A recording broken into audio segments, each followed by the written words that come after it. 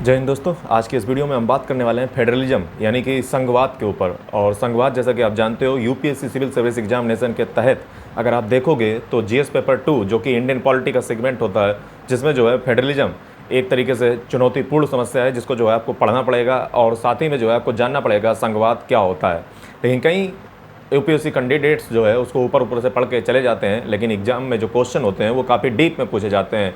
और UPSC is all about understanding of the topics and इसी चीज़ को हम ध्यान में रखते हुए आज हम ये लेक्चर आपके लिए लेकर आ चुके हैं। इस छोटे से लेक्चर में आप जानेंगे कि फेडरलिज्म यानी कि संघवाद क्या होता है, भारत के संघवाद को जानेंगे, साथ ही में अमेरिका के संघवाद को जानेंगे यानी कि फेडरलिज्म को जानेंगे और इसके टाइप्स को जानेंगे। साथ ही में हम यहाँ पे ये देखेंगे कि क्वासी फेडरलिज्म क्या होता है और क्वासी फेडरलिज्म इंडिया है भी या नहीं है, कोऑपरेटिव फेडरलिज्म क्या होता है, सिमेट्रिकल फेडरलिज्म क्या होता है, सिमेट्रिकल फेडरलिज्म क्या होता है, कॉम्पिटिटिव फेडरलिज्म क्या होता है। तो ये सारे टॉपिक आप संघवाद से लेकर के, इसलिए तो मैं कहता हूँ ऊपर ऊपर से नहीं, हम अंदर से पढ़ाते हैं, ठीक है। और ऐसे मैंने कम से कम नहीं तो 500 से 600 लेक्चर अपने इसी चैनल पे दे रखे हैं। आप हमारी प्लेलिस्ट को चेक करिए जा करके, वहाँ पे आपको सारे लेक्चर टॉपिक चैप्टर आपको जो है सब्जेक्ट वाइज देखने को मिल जाएंगे। मैं आपको बता दूं हमारा एक व्हाट्सएप ग्रुप भी है, उस व्हाट्सएप ग्रुप को ज्वाइन कर लीजिए, जहाँ पे आपको इसकी पीडीएफ जो है जो अभी मैं बोलने वाला हूँ, इसकी पीडीएफ आपको वहाँ पे मिल जाएगी। हमारे पास थोड़ा सा इंफ्रास्ट्रक्चर की कमी है इसके वजह से जो है मैं आपको स्क्रीन पर नहीं दिखा सकता हूँ, लेकिन मैं आपको बोल करके एक्सप्लेन कर दूंगा। इसकी पीडीएफ आप जो है व्हाट्सएप ग्रुप पे ले लें जा करके। चलिए जो है वीडियो को बिना किसी बकवास के स्टार्ट कर लेते हैं। दोस्तों, जब भी हम फेडरलिज्म की बात करते हैं तो फेडरलिज्म जो शब्द है अगर वो देखा जाए तो उसका मतलब होता है संघवाद, यानी कि हिंदी में इसको हम संघवाद कहते हैं। लेकिन फेडरलिज्म क्या अगर इंडिया की बात की जाए तो हमारे इंडिया में जो है अगर देखा जाए तो एक अगर केसी वेयर का नाम आपने सुना होगा, तो केसी वेयर ने जो है इंडियन जो फेडरलिज्म है यानी कि जो भारतीय संघवाद है उसको क्वासी फेडरलिज्म की संज्ञा दी है, यानी कि क्वासी फेडरलिज्म कहा है। अब क्या भारत का संविधान इंडियन फेडरलिज्म जो है यानी कि इंडियन फेडरलिज्म वाकई में है या क्वासी फेडरलिज्म है, तो इस बात पे जो है हमेशा एक डिबेट बनी रहती है। तो मैं आपको बता दूं दोस्तों कि हमारे यहाँ पे अगर अपने हम देश में देखें, भारत में देखें, तो यहाँ पे स्टेट गवर्नमेंट और सेंट्रल गवर्नमेंट अलग अलग हैं। लेकिन क्या स्टेट गवर्नमेंट और सेंट्रल गवर्नमेंट क्या एक दूसरे पे डिपेंडेंट है?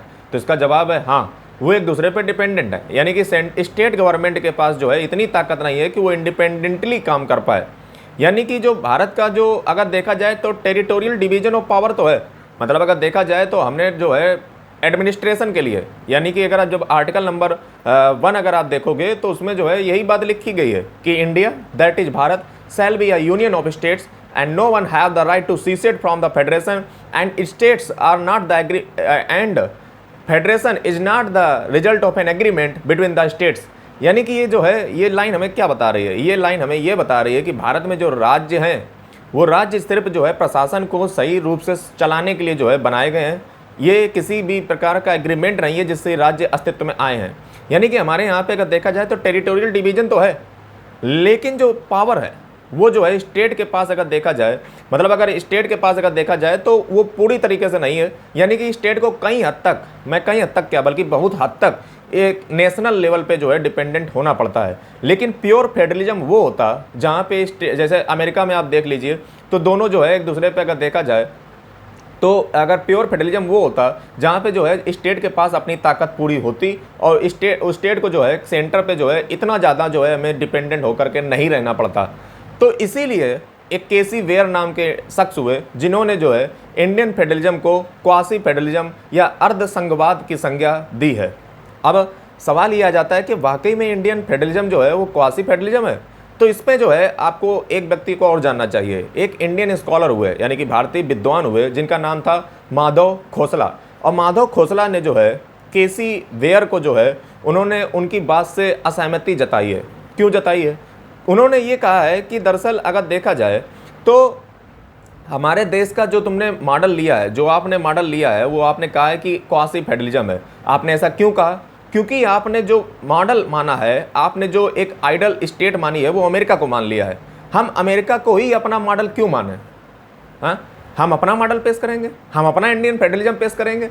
यानी कि इन्होंने कितना अच्छा तर्क दिया, इन्होंने ये कहा कि आपने जो है अमेरिकन मॉडल ऑफ फेडरलिज्म को जो है अपना अल्टीमेट मॉडल फेडरलिज्म का मान लिया है, इसलिए आप इंडियन फेडरलिज्म को जो है क्वासी फेडरलिज्म कह रहे हो। ये इन्होंने जो है एक तर्क दिया केसी वेयर के ऊपर, और इन्होंने कहा कि जो माधव खोसला जो हैं उन्होंने कहा कि भारत का जो मॉडल है वो इंडियन फेडरलिज्म आप कह सकते हो, और क्वासी फेडरलिज्म इसको हम क्यों कहें, क्योंकि आपने अमेरिकन जो मॉडल है फेडरलिज्म का उसको जो है आपने एक मॉडल मान लिया है, मतलब आइडल मान लिया है, आदर्श मान लिया है, इसलिए आप हमें कह रहे हो कि क्वासी फेडरलिज्म है। तो ये माधव खोसला का जो है इस पर तर्क है कि इंडियन फेडरलिज्म को क्वासी फेडरलिज्म कहना एक सही बात नहीं है। केसी वेयर पे जो है ये कमेंट करते हैं।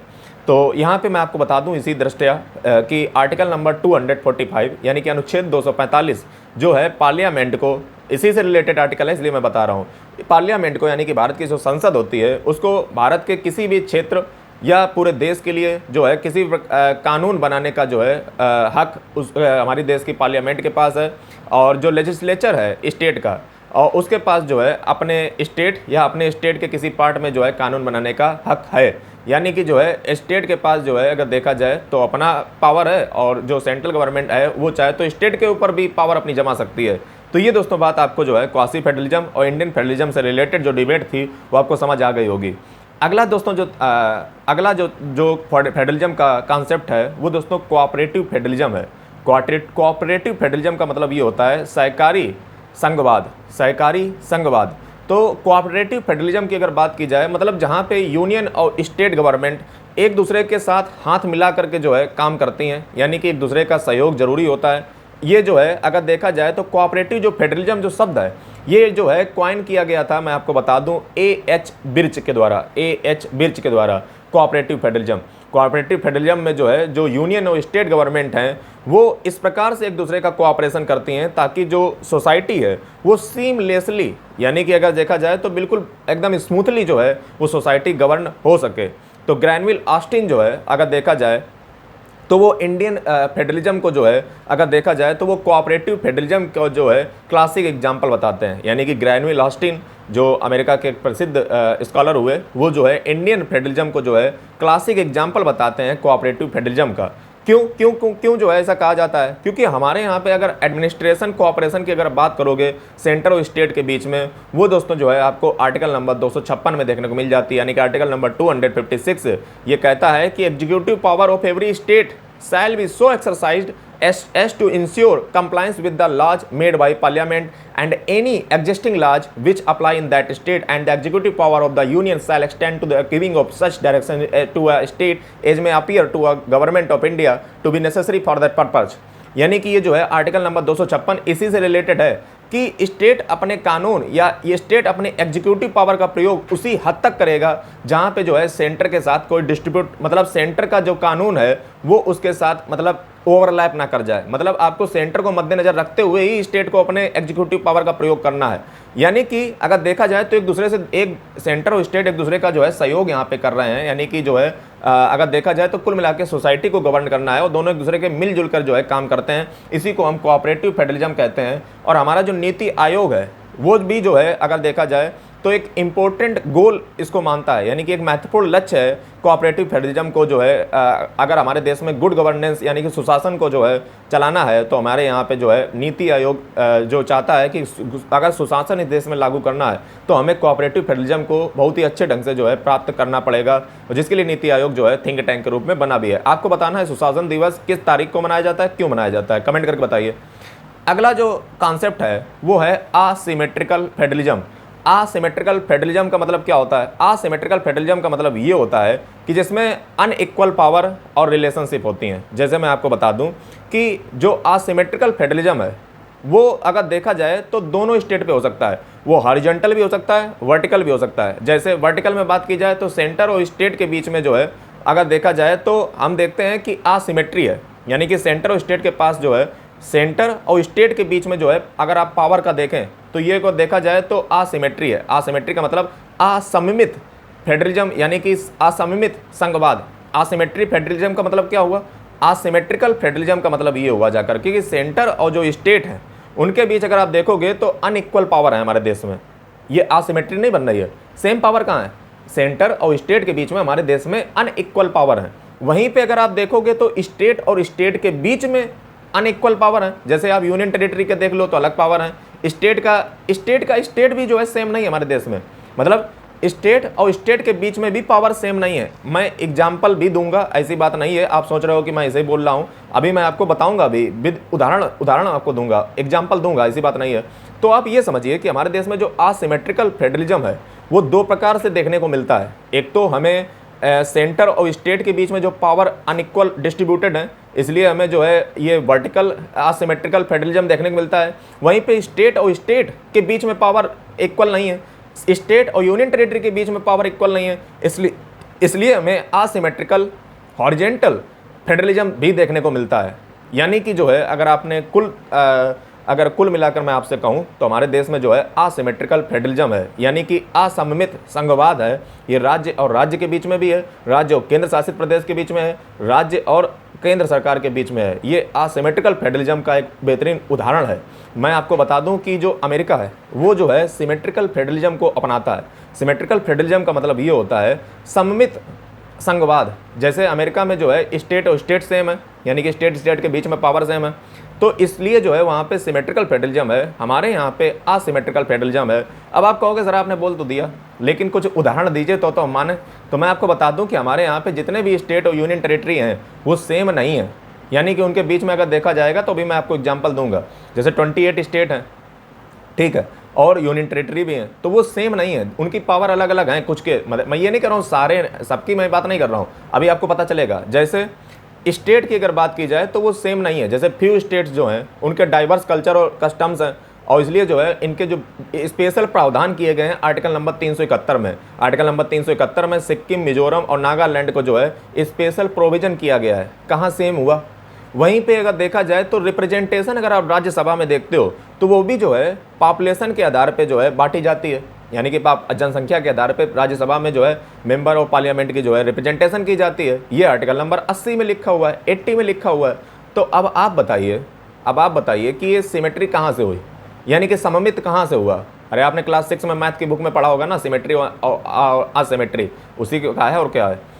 अब दूसरा चीज़, एक चीज़ और देखी जाए तो 5th और 6th शेड्यूल में अगर आप देखो, 5वीं और 6ठी अनुसूची में जब आप देखते हो तो शेड्यूल ट्राइब एरिया जो होते हैं और एडमिनिस्ट्रेशन जो है नॉर्थ ईस्ट स्टेट का, जिसमें असम, मेघालय, त्रिपुरा, मिजोरम और ये जितने भी आ जाते हैं, तो उनके लिए अगर देखा जाए तो स्पेशल प्रोविजन बना के रखा हुआ है। तो कहाँ सेम हुआ जा करके, ये देखिए एक एग्जाम्पल आपको मिला। साथ ही में जो स्टेट के गवर्नर होते हैं, यानी कि राज्यों के राज्यपाल होते हैं, उसमें से अगर फ्यू स्टेट्स यानी कि कुछ स्टेट की अगर हम बात करें तो उनके पास भी जो है स्पेशल पावर होती है उस ट्राइबल एरिया से रिलेटेड जो है अगर देखा जाए तो राज्यपालों के पास भी स्पेशल पावर है। यानी कि अगर कुल मिला के मैं आपसे कहूँ तो हमारे यहाँ पे वर्टिकल और हॉरिजॉन्टल दोनों प्रकार से असिमेट्री फेडरलिज्म में जो है देखने को हमें मिलती है। अगली अगर बात किया जाए तो कम्पिटिटिव फेडरलिज्म भी जो है हमारे देश में देखने को मिलता है। कम्पिटिटिव फेडरलिज्म का मतलब ये हुआ जा करके कि हमारे यहाँ पे जो है एक प्रकार की प्रतियोगी संघवाद भी देखने को मिलता है। कैसे? कम्पिटिटिव फेडरलिज्म का मतलब ये हुआ जा करके जिसमें सेंटर स्टेट के साथ कम्पिटिट करता है और स्टेट जो है सेंटर के साथ कम्पिटिट करता है, साथ ही में स्टेट के साथ कम्पिटिट करता है। अब आप कहोगे कहाँ हमारे देश में इसे देखने को मिलता है? अरे मिलता तो है। इकोनॉमिक सर्वे आप 2017-18 का उठा के देख लीजिए, उसमें एक पूरा होल चैप्टर आपको इकोनॉमिक सर्वे में जो है आपको कम्पिटिटिव फेडरलिज्म का देखने को मिल जाएगा। यानी कि हमारे यहाँ पर प्रतियोगी संघवाद भी है। अभी प्रतियोगी संघवाद जो है आपको मैंने कहा हॉरिजॉन्टल लेवल पे भी देखने को मिलता है, यानी कि स्टेट और स्टेट के बीच में देखने को मिलता है, वर्टिकल लेवल पे भी देखने को मिलता है, यानी कि सेंटर और स्टेट के बीच में देखने को मिलता है। साथ ही में मैं आपको बता दूं कि जो नीति आयोग है, नीति आयोग ने 2017-18 के जो इकोनॉमिक सर्वे था उसमें कॉम्पिटिटिव फेडरलिज्म को लेकर के एक नया चैप्टर इंक्लूड किया था। और हमारे देश में ये कॉम्पिटिटिव फेडरलिज्म की ज़रूरत क्यों है?